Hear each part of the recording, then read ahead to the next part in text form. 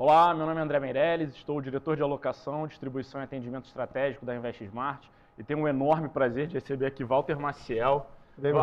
Walter Maciel é CEO da AsiQuest, parceira antiga da InvestSmart, está aqui, né? A gente batendo aí 26 bilhões só na XP. O Walter está com a gente desde os primeiros 30 milhões lá atrás, ajudando a gente a construir essa trajetória, a fomentar o financial deepening no mercado financeiro brasileiro, né? Walter, conta um pouquinho para a gente da sua trajetória. Bom, primeiro eu tenho que te agradecer ao Samir, ao Bruno, ao Marcel, a InvestSmart, além de uma parceira, viraram realmente grandes amigos. Nós estamos juntos há muito tempo e é um orgulho ver o desenvolvimento do negócio de vocês. E é um orgulho ser o principal sponsor desse evento. Nós estamos apresentando o evento junto com vocês, ver o nosso nome associado a vocês nos enche de felicidade. Então, obrigado pela oportunidade de estar aqui. É um voto enorme, é muito importante para a gente saber que vocês toparam apresentar o evento, a Smart Summit 2025, junto com a InvestSmart. Foi um convite seu que eu aceitei. Obrigado. Sempre. Mas vamos lá. O que você quer saber? Vamos começar da sua trajetória, Walter. De verdade, eu sou carioca, na verdade, moro em São Paulo já há 34 anos. Eu me formei no Santo Inácio, depois fiz PUC do Rio, economista, e naquela época Bolsa tinha ido para São Paulo, o Rio passava por uma crise, o Brasil passava por uma crise muito grande, a oferta de empregos mais interessante estava só no mercado financeiro, não que tenha mudado tanto, mas naquela época era um ambiente mais agressivo, e aí eu fui para São Paulo, onde trabalhei no Banco Safra, na Tesouraria Internacional, depois na mesa proprietária de ações. Recebi um convite para ir para o Banco Garantia. Garantia é meio tipo Flamengo, Real Madrid, Ferrari, te chamou, você tem que ir, né? Fui para lá e lá eu acabei movendo para a área comercial. Primeiro de renda fixa, depois eu fui o principal Active Sales da corretora. E foi bacana porque eu acabei descobrindo onde era o espaço onde eu me desempenhava melhor, né? Eu vejo as pessoas muito preocupadas, né, em corrigir suas fraquezas, né? Eu acho que se você não tem uma fraqueza que te impeça do convívio social ou de trabalhar em grupo, você deveria focar mais em fortalecer as suas virtudes, né? Porque é onde você é bom que você vai ter uma vantagem comparativa e onde você vai conseguir se diferenciar, né, e crescer profissionalmente. O Garantia depois foi vendido para o Credit Suisse, isso foi em 98. Eu fui parte de um grupo pequeno de pessoas que eram key persons, que ganharam um retainer para continuar no Credit Suisse, e foi muito interessante porque, apesar de comprados pelo Credit Suisse, a gente continuou com a mesma cultura, cabeça, time do Garantia. E em 2003, final de 2002, essa turma toda saiu, os principais sócios, Luiz Alberto, Eric, Fernando Prado, Roger Wright, Deus o tenha, Luiz Alberto também, Ricardinho, Amaral, e aí eu comecei a ver que o negócio ia virar um bancão internacional, cheio de burocracia, não é muito meu estilo, e resolvi fazer uma aposta, né? Achava que o mercado ia ter esse financial deepening, que o Brasil ia bombar. Eu acertei e errei, né? O timing foi um pouquinho mais longo, está sendo mais longo do que a gente imaginava, mas de 2006 para cá, já são 19 anos na AsiQuest, faço 19 anos esse ano, o negócio se transformou, cresceu bastante e dá muito orgulho de ver. Com certeza, né? É fruto de muita persistência, né? Uma trajetória de 19 anos só na AsiQuest certamente deu muito trabalho, alegria e tristeza. Olha, sim, persistência é a palavra. Você me pediu antes, né? A gente fez um combinado de ir aproveitando, se eu pudesse dar algumas dicas, alguns conselhos. Persistência, trabalho é 90%. Transpiração, 10% é inspiração. Se você conseguir ter os dois, você é um cara que tem uma cabeça diferente, mas trabalha pra cacete e é perseverante, aí você vai explodir. Mas entre o 10% preguiçoso e o 90% limitado, eu fico com o 90%. Porque o cara que trabalha sempre chega lá. Agora, se você consegue ter as duas coisas, aí o seu futuro é limitado. E em negócios, você precisa ter muita perseverança. Então, os momentos de alegria são muito mais frequentes que os de tristeza, mas os momentos de tristeza, de dificuldade, transformaram a empresa. Porque tudo depende, eu tenho uma grande admiração por um sujeito que viveu há 2000 anos atrás, era o cara mais poderoso do mundo, e ele passava muitas noites sozinho, escrevendo, lendo os antigos filósofos, principalmente os gregos, que era o imperador Marco Aurélio. E o Marco Aurélio, ele era adepto da filosofia estoica, né? Então ele sempre falava assim, se você tem um caminho e tem uma pedra, não desvia. Sobe a pedra e atravessa, porque senão vai aparecer uma outra pedra maior depois, né? E ele dava vários conselhos nesse sentido. E ele dizia o seguinte, você não pode mudar o mundo e nem os eventos, mas você pode mudar a maneira como você enxerga os eventos e como eles te afetam, né? Então, assim, quando eu entrei na Quest, a gente tinha só 200 milhões, era uma empresa bem pequenininha, fazia só multimercado macro. Tinha uma boa equipe, mas tinha alguns conflitos, tinha participação com corretora, era uma coisa, não ia crescer. E eu cheguei com o mandato de profissionalizar o negócio. E a gente rapidamente foi criando relacionamentos, fez o negócio crescer, fez o que todo mundo fazia naquela época. Se plugou nos fundos de fundos, com os grandes bancos, que é quem tinha dinheiro. E eu já cheguei preocupado, né? Restaurante tem um prato só, tipo o entrecôte de Paris, né? Você vai lá comer carne, salada e batata frita. Se você quiser um peixe, frango, quiser só legumes, quiser uma salada César, pô, não tem. Então, assim, isso já restringe o seu público. Eu ficava incomodado com esse troço ter um prato só. Aí eu trouxe logo depois que cheguei uma equipe de renda variável que eu mesmo montei. Trouxe um ex-colega de garantia que fazia renda fixa internacional e trouxe ele para tocar essa equipe. Ah, mas eu não sei muito como fazer. Pô, foi Active aos 12 anos, eu ajudo a trazer analista, a gente vai montar. E tudo deu muito certo, né? A gente, em 14 meses, cresceu de 200 milhões para 3,5 bi. Tinha o maior time macro do Brasil, maior volume sob gestão, passamos verde. Tínhamos fechado em 7 meses o fundo D1, aí depois, 8 meses depois, eu fechei o D30, fui para o D90. Quer dizer, todos os cuidados com liquidez, fechar, guardar capacity foram tomados. E a parte de renda variável, os bancões não vendiam FIA. Uhum. Então, só os family offices que compravam na época. Não tinha ainda muita presença dos agentes autônomos. Estou falando de 2006, 2007.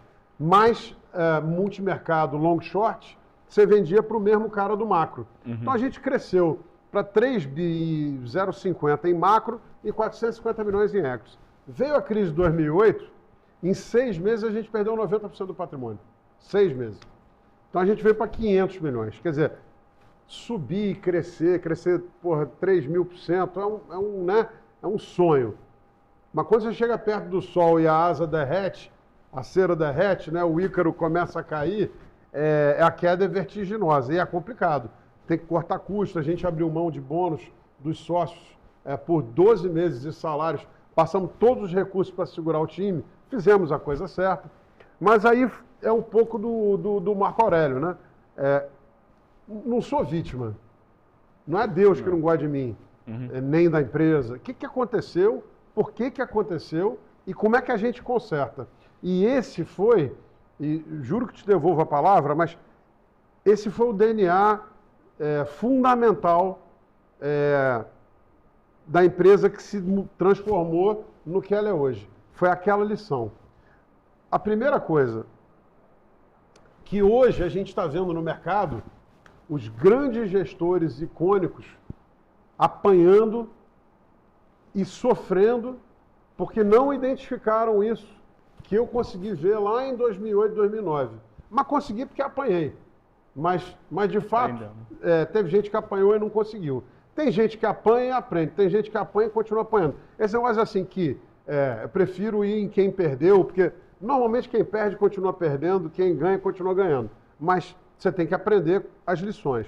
E o que aconteceu? A gente tinha 85% do dinheiro vinha de 4 caras, os bancões, os fund of funds, vinha um garoto de 25, 26 anos, apertava o botão, saiu um bid uma vez, teve a crise americana, o pessoal ficou sem funding, porque os bancos, os gringos botaram dinheiro, todo os Estados Unidos estava quebrando, Bear Stearns, Lehman Brothers, quase que a Goldman Sachs foi, a gente lembra da mega crise. Itaú teve que comprar o Unibanco, e aí o cara falou, pô, cliente, vem para o meu CDB aqui a 13%, não fica nessa bagunça aqui. E, pô, o dinheiro foi embora. Então eu estava muito concentrado nessa turma. Então eu identifiquei muito cedo que esse dinheiro aqui é tóxico, é ruim. E que esse cara aqui que dá esse dinheiro para mim não precisa de mim. Se você tem um negócio que só depende de um cliente, o cliente foi embora, acabou o negócio, seu negócio é ruim. Então a gente tem que mudar, pulverizar o passivo. Segundo, eu ainda tinha 87% dos ativos em macro. Então, ainda dependia de mais de um produto. Quando você depende mais de um produto, olha a turma que está fazendo agora casa que só tem renda variável. Por melhor que seja o cara. Não vai. E aí está morto. Então, o cara que só tem um produto também tem um outro problema. Então, foram as duas lições. Eu nunca mais vou depender de um cliente, um ou 4 ou 5, não vou, e nunca mais vou depender de um produto. Essa diversificação que eu comecei é que não teve tempo. Né? Ali a gente já identificou antes, mas agora a gente vai aprofundar. E em 2011 eu tive a terceira lição. Esse colega que eu trouxe, um dia falou que estava com problema de saúde, precisava sair, a gente estava comprando o gestor macro que a gente ia trocar, vamos comprar e estar junto, longo prazo? Vamos. De repente, 2 meses depois que a gente assumiu a dívida, o cara falou, ó, tô com um problema. E o problema de saúde, na verdade, é o seguinte, eu ganho mais sozinho, levo 5 pessoas embora, montou uma outra asset, foi muito bem, mas ano passado fechou as portas. Também não posso dizer que eu fiquei triste, mas também não estou nem aí, porque ficou monoproduto, não entendeu nada. Esse é o problema. Depois eu vou falar um pouco da indústria de gestão. Ser bom gestor não quer dizer que você é bom empresário. Sim. E ser bom empresário não quer dizer que você é bom gestor. São qualidades diferentes. E o cara que tem tela, preço e cota diária, aquilo é muito punitivo. Ele não consegue olhar para competição, posicionamento, clientes, negócio, institucional, oportunidades, desenvolvimento, tecnologia, propaganda, comunicação e marketing. Não dá, né? E normalmente o cara não sabe fazer. E estão aprendendo até hoje a duras penas. Então aí vem a terceira lição. Eu não posso depender de um gestor icônico. É tipo aquele restaurante que tem um chefe mega estrelado, que é maior do que o restaurante. Isso acontece, isso é muito mais comum lá fora do que aqui, mas aqui também tem. O cara saiu do restaurante, você não vai mais. Ou a agência de publicidade, que dependia do meu grande amigo, Deus o tenha, foi ano passado embora, o Washington Oliveto ou o Nizam Guanais, o cliente vai para onde o cara for. O cara não foi para a agência, o cara foi atrás do Washington, né? Então, assim, essa dependência do gestor estrela é muito perigosa. Porque ou ele vai me chantagear e querer todo o dinheiro, todo o bônus. Gestor tende a ser filho único. Então, você explicar para ele que a família é grande, tem irmão, essa árvore de Natal não é só para você, é complicado. 2, ou ele pode ter uma má fase, ou amanhã bate na madeira. O cara pode ter um problema, não consegue mais trabalhar. E aí a empresa acabou. Então, a gente trabalhou durante 15 anos nessa direção. Então, pula. Como é que a gente está hoje? São 36 bi sob gestão, tivemos um crescimento de 50% ano passado, são 18 subestratégias, porque, por exemplo, ações, tem ações livre, tem small mid caps, tem long short, tem long bias, em crédito tem uma miríade de subestratégias. Então, são 10 macroestratégias, mas ao todo 18. Entra aí quantitativo, a gente tem fundos sistemáticos, entra arbitragem, crédito privado, macro renda fixa, ações, e agora temos já há 2 anos agro, imobiliário e infraestrutura, já com 3 bi sob gestão. Então essa plataforma muito diversificada de produto te permite passar por qualquer momento, mais risco, menos risco, bem. Agora, por exemplo, que a turma está muito apavorada, é mais crédito privado. Amanhã a eleição muda alguma coisa, tem uma alternância de poder que dê perspectiva de solucionar o problema fiscal, bolsa vai voar, multimercado deve voltar. Então, assim, tendo uma prateleira bem diversificada de produto, a base de passivo hoje nossa, e aí foi uma aposta consciente. Por que a gente estava com a Investmart 10 anos atrás, num almoço, o Bruno Hora lembra, em Santos, com 10 clientes prospectivos, ele falou, pô, não acredito que você vai. Todo mundo me disse não. Eu falei, não, imagina, estamos juntos e vamos. A gente acreditou em vocês, porque a gente queria parcerias duradouras e de quem tem troca com a gente. Não só quem precisa da gente, que a gente pode dar e receber. Claro. Né? E hoje, o grosso do nosso passivo está em conta e ordem número 1, previdência privada número 2, que muitas vezes é conta e ordem, depois institucional e, por último, Fund of Funds. Fund of Funds é 10%, um pouquinho mais, 12% do passivo. Isso é uma raridade. E aí, ano passado, teve a tempestade perfeita. Acabou o come-cotas dos fundos fechados do pessoal muito rico. Eu sou um libertário, acho que não tinha que ter come-cotas. Você tem que pagar imposto quando você saca o dinheiro e aufere o ganho. Pagar sobre um ganho presumido que pode não acontecer é um absurdo, mas se é para ter para as pessoas comuns, os super ricos também têm que pagar, né? Não é muito injusto. Então eu nem sou contra a medida, mas de fato ela acabou com um anabolizante. O cara ganhava 100% do CDI a mais em imposto em 5, 6 anos. Na hora que isso foi desmontado, o dinheiro foi para o exterior e essa turma toda, pega 5, 6 caras com mais de 30 bi sob gestão, perderam de 1/3 a 50% do patrimônio, em média. Em média. E a gente não tomou um tiro porque a gente não estava ali. Então hoje, e aí eu volto para você, dá uma satisfação enorme ver que as pessoas realizaram que o dinheiro bom é o dinheiro de conta e ordem, é o dinheiro de previdência privada e não esse dinheiro de fund of funds, né? Que esse cliente é um cliente muito mais leal, fiel. Você pega em qualquer empresa um cara classe média alta, um cara rico, vai te dar muito produto, vai te dar um FII legal. Pega um bilionário. Eu vou botar 2 bi na conta do banco, mas eu quero pagar um FII desse tamanho, eu quero um produto que é só para mim e eu só quero isso. Ele já sabe o que ele quer. Assim, é um cliente ruim para você. Então a gente apostou na coisa certa, montamos as parcerias certas e estamos olhando para o futuro com muito otimismo. Legal. Acho que uma lição, né, desse para resumir, é que você diversificou bastante, né? O teu passivo, a tua grade de produtos, né? E o que me chama muita atenção no seu discurso, Walter, desde o seu mandato, quando você entrou na EasyQuest, é que boa parte do seu trabalho era lidar com gente, né? Nesse sentido, você tem algum conselho a dar para gestores e líderes do mercado que também estão ali na linha de frente com gente muito qualificada, muito difícil eventualmente, né? Muito difícil. Não, muito difícil. Muito difícil a priori. Se você fizer a coisa direito, não é difícil. Primeiro, eu acreditei num modelo e perseverei. Porque durante muito tempo abrir mão desse dinheiro de fund of funds foi custoso. Mas a gente queria um negócio estável. Então, primeiro você tem que saber o que você quer.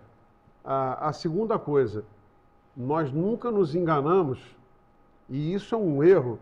É incrível como a percepção que vocês, agentes autônomos, tinham sobre os gestores, estava errada. Era como, não, nós, agentes autônomos, somos bagunçados, e você vê o quanto vocês estão liderando essa indústria no sentido de profissionalização, de governança, mas nas gestoras também era muito bagunçado, e ainda é.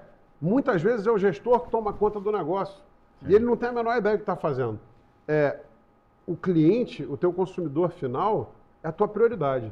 É aquele cara ali que você tem que tratar. Você tem que visitar, você tem que fazer call, você tem que estar presente, você tem que dar soluções. Gestor antigamente não visitava, não aceitava call. Ou faça um call fechado, ninguém pode perguntar. E é um call só para todo mundo. E olha lá, aí eu vejo esses caras hoje desesperados por AUM, o cara vai na Expert, o cara deve voltar em casa, entrou no carro, tomar banho de álcool, falar, pô, pegaram na minha mão, encontrei o povo, que era assim, né?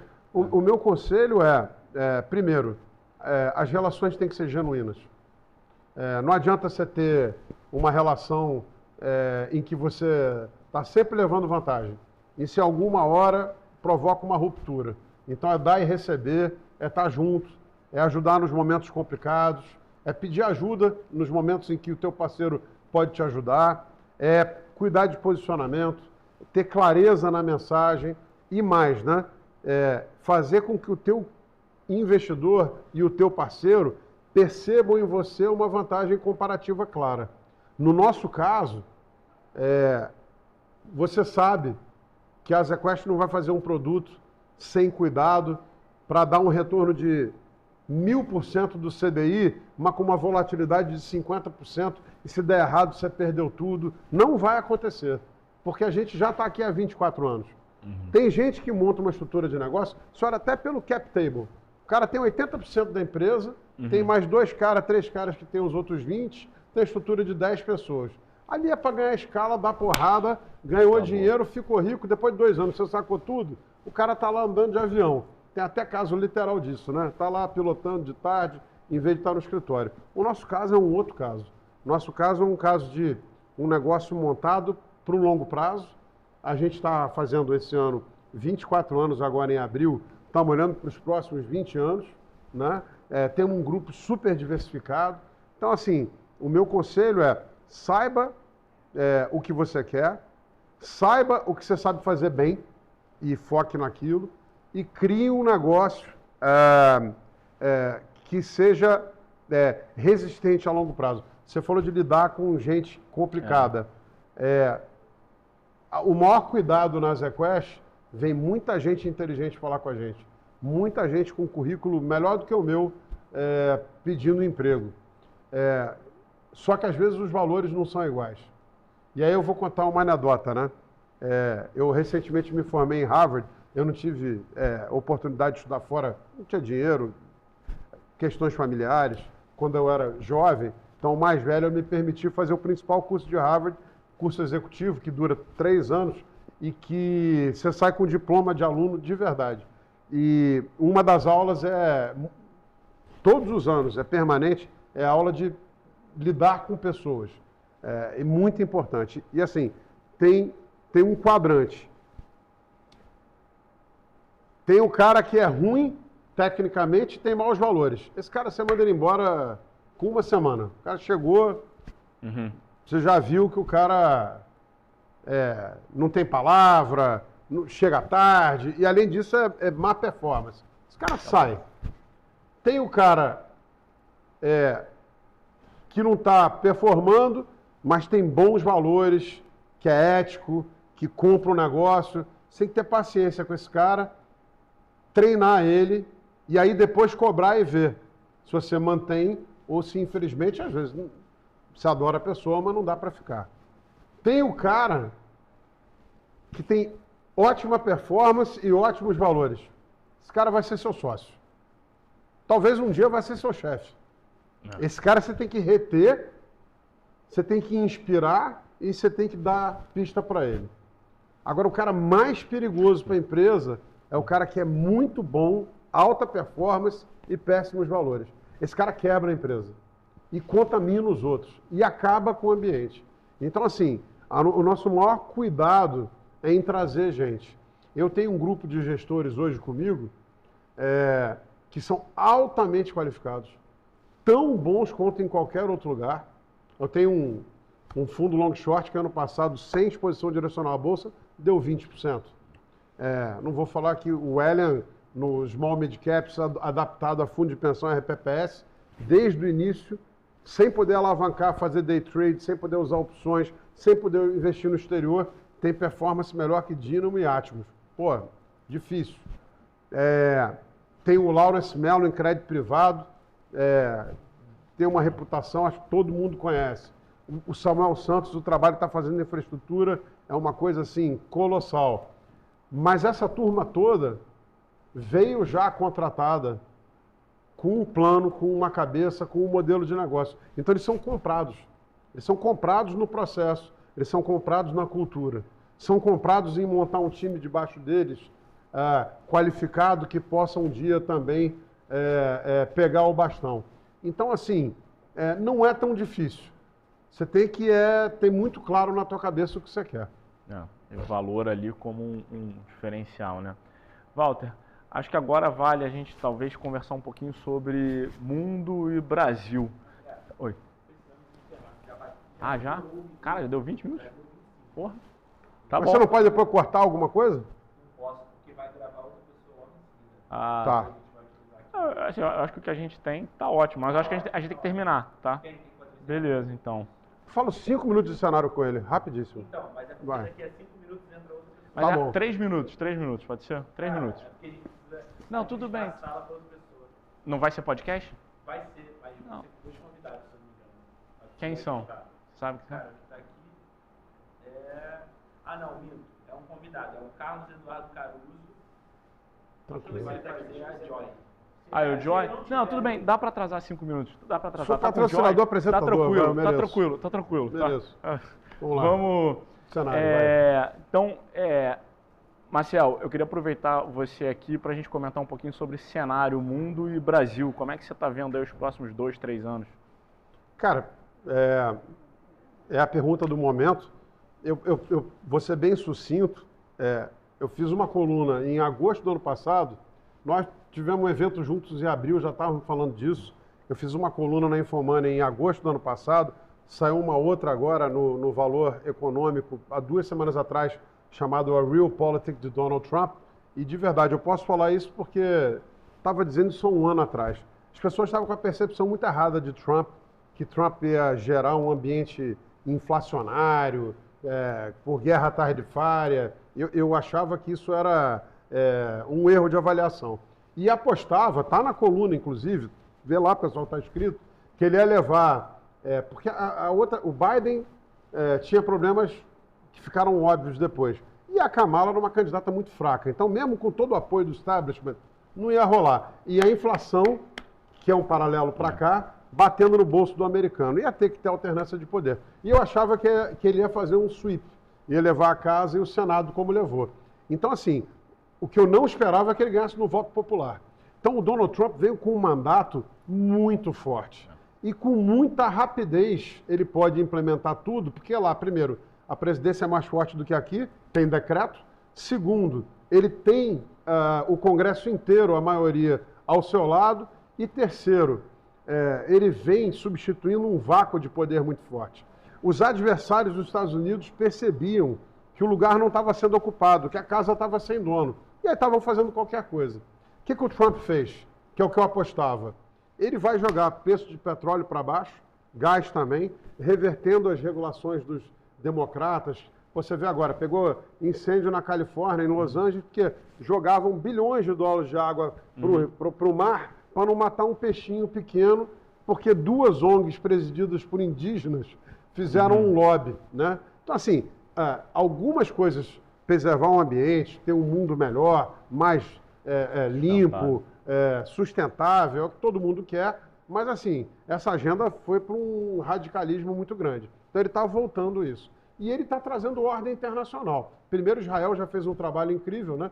Tudo que a Kamala mandou não fazer, Israel fez. Acabou com o Hamas, acabou com o Hezbollah, enfraqueceu o Irã, matou gente em Teherã, e aí o russo, não é bobo, percebeu, tirou o dinheiro da Síria, Bashar al-Assad teve que ir embora. Então assim, o Oriente Médio já virou um caminho aberto.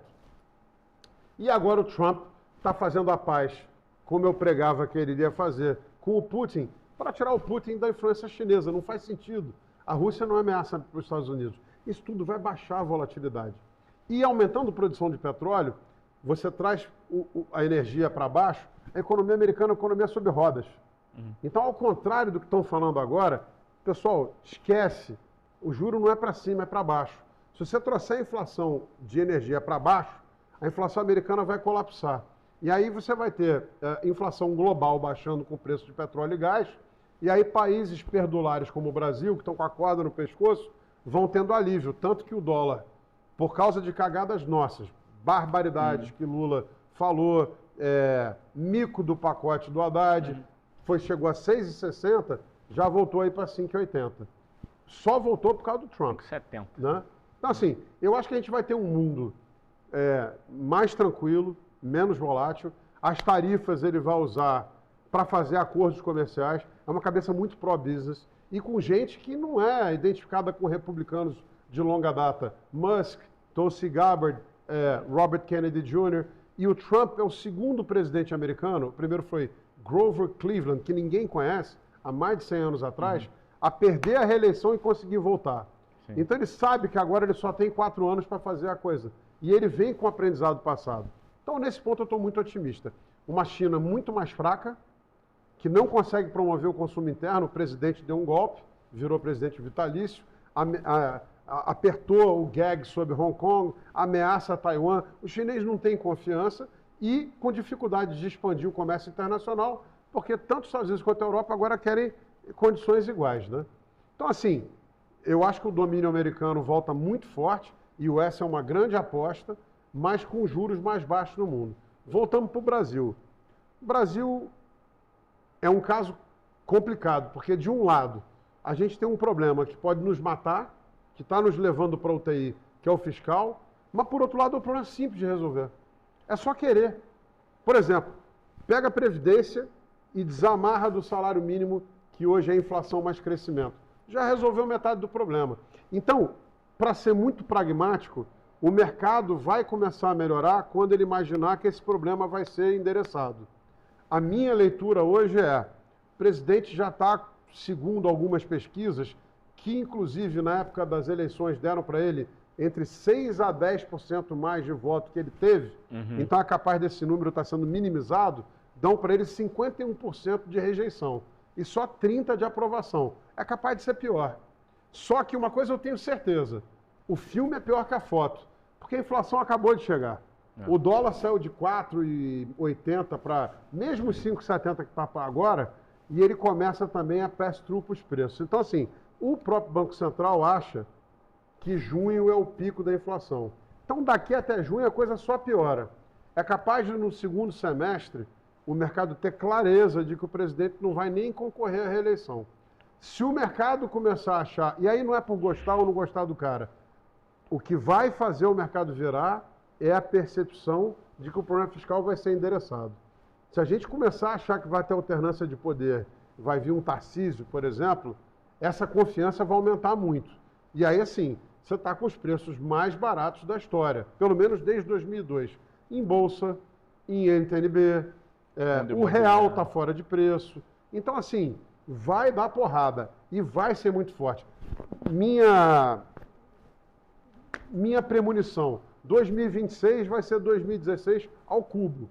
Agora, você tem que estar com liquidez e tem que estar preparado para fazer um movimento. Eu acho que não vai ser como normalmente é. Normalmente é no ano das eleições, em março ou abril. Eu acho que é capaz de já ser outubro desse ano, o mercado vai perceber fraqueza. Você vê a história do Pix, a história do, não compra a comida se tiver caro. Não é aquele cara esperto de antigamente, mudou.